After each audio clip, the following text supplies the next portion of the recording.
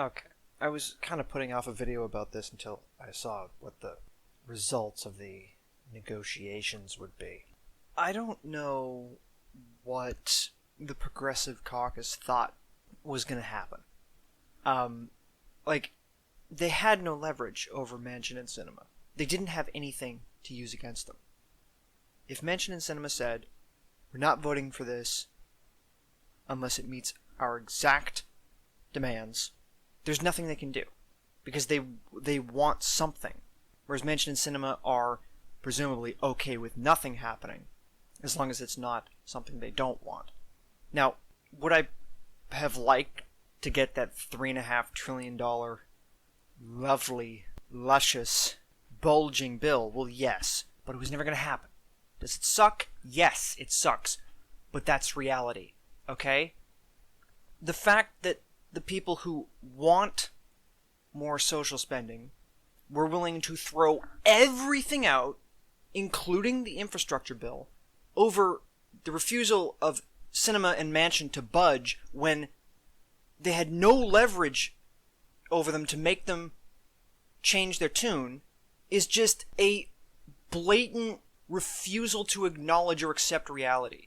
It's just infuriating, right? Because now that they've capitulated and realized that they can't make these people do what they want, they've finally passed the infrastructure bill, but they could have done that months ago. They could have done that from the beginning. Would it have still cost them Virginia? Maybe, because McAuliffe was a terrible candidate, and his gaffes were unbelievable. But maybe not.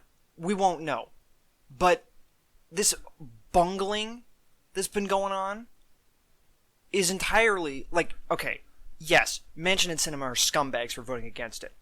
But since they have no leverage, realistically, you just capitulate to them and give them what they want, because there isn't, like, there's no way to make them get on your side if you're a progressive. So you just give them what they want and you take what you can get, because it's better than nothing. But a lot of these progressives seem to have it in their minds that, like, if they don't get what they want and then throw everything out, kill both bills, somehow, like, they think the public will perceive that as, like, virtuous and a win, and people will be more likely to vote for them. No, they won't. Only their base will think that. Everybody else will see them as a bunch of self-righteous assholes who killed, like, a major infrastructure bill for the sake of their own ideological fervor and purity. Now, the amount of time that's been spent haggling over this may have hurt the Democrats too much to make too much of a dent in the gains the Republicans will make in the midterms. We don't know. The fact that it actually has passed now may tamper that, especially if, Biden gets some good messaging going about it. But if this is all they do, and they continue having very public, spats and fighting over social spending that ends up going nowhere because Manchin will not sign on to it, or Sinema, it might cancel it out, and they might end up getting slaughtered in the midterms anyway. And I know for a fact all the progressive commentators on YouTube here are going to go on about how the progressives should have stood their ground, and somehow these people are delusional. Like, they genuinely seem to think that if you just be progressive as hard as possible, like, just magically that will cause the general public to side with them. Spoiler alert, dumbasses. No, it doesn't. Okay? You need to accept reality. You live in a generally center-to-center right country. Alright? Your average voter is not progressive.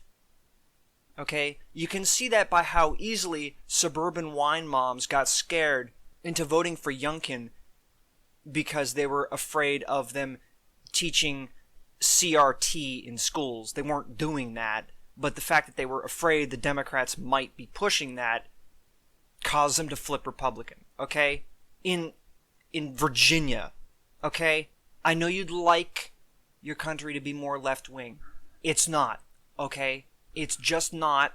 And you trying to, like, go hard on this, no matter how much people vote against it, is just going to blow up in your face. You need to accept reality and work with it. Otherwise, you will get nothing. Remember, conservatives are driven psychologically by fear. If you go hard left, that triggers a fearful response, especially if it feeds into existing Republican propaganda narratives, and you will get massive turnout against you. You have to placate fears of sort of the middle ground people in order to get them to vote for you. If you do things that are too radical, they will become scared, and they will reflexively vote for the Republicans to make sure that you don't get into power and do things that are too scary. Okay? I know it sucks, but that's just how it works. Alright? Because the meme, right, is that reality has a left-wing bias, right? You know, we have these fucking Trump cultists running around with their absolute delusions about how the election was stolen and the QAnon shit and fucking JFK Jr. is gonna come back, or, like, and, you know, the religious evangelicals, like, all this absolutely delusional nonsense. That kind of shit makes it easy to run circles around them if you operate within the bounds of reality. Because their refusal to accept reality compromises their ability to actually achieve real results. But if you also feed into your own delusions and operate in a manner that is not realistic, you've forfeited that advantage. Stop it.